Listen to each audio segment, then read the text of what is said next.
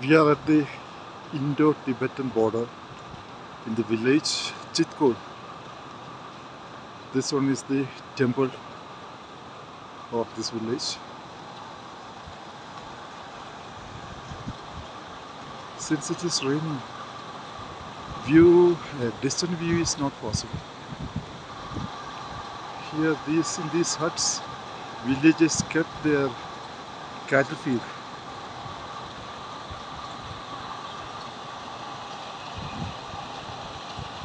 You can see a small structure over there.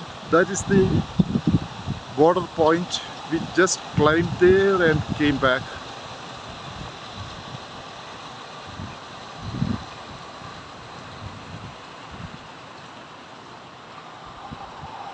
This is the way to the border.